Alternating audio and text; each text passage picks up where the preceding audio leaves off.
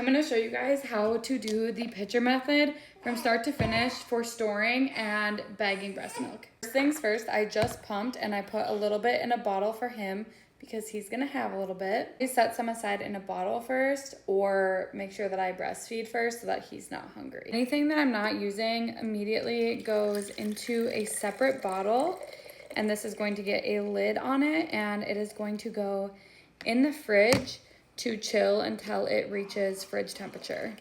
So now this will go in the fridge and chill until fridge temp. These are the jars that I have in my fridge. Once this is cold enough to reach this other temperature, it will go in here, but you don't want to mix warm and cold milk ever. So that's why this is chilling separately.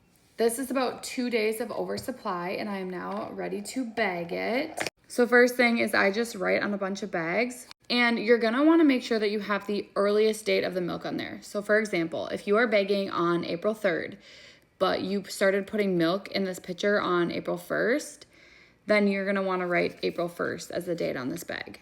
A pro tip that I forgot to mention, when this sits in the fridge, the fat will separate. So before you add it to the jar, make sure that you shake it up really good so that you're getting all that fatty good stuff into this jar as well and not having that get washed away in the dishwasher. I'm going to mix up my milk that has been refrigerated to make sure that I get all the fat off the sides. That's one of the reasons why I really like this pitcher. However, this just wasn't gonna cut it clearly considering all of this extra oversupply.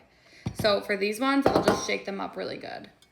Then I'm going to pour this in 6-ounce portions like this using a bottle to measure. The bags are always wrong. Pour that into this bag. And here's another pro tip. You're gonna wanna pull out like the bottom of the bag because it wrinkles a little bit. And then you can put this along the side of your counter and squeeze the air out that way. And then just run your finger around the side or the top to make sure that you get all of the air out. And now when this bag freezes, it will freeze as flat as possible versus having all these big air bubbles in it. You do not have to use 6-ounce portions. However, when I donated last time, the milk bank wanted them in 6 ounces, and that is what the bag holds. Plus it is what my daughter would have like per bottle towards the end last time. And when we use this, it'll likely be towards the end as well, towards the end of like breastfeeding and like breast milk. So that's why I chose 6 ounces, but you can do it in however many ounces you want. I would not recommend doing like 8 ounces because in my case, like when I've done that, it has leaked out. So now you're gonna wanna do that with all of your milk, and then we just lay them on like a cookie sheet in our freezer. They will freeze flat like this, and then once they're frozen, that's how you can make them into a milk brick.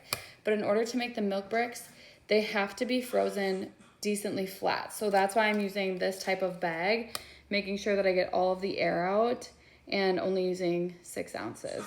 My husband is gonna do the rest, and I'll show you what all the bags look like when we're done. Here's all the milk bagged and ready to go in the freezer. Then this will freeze and we can make a milk brick. Let me know if you have questions.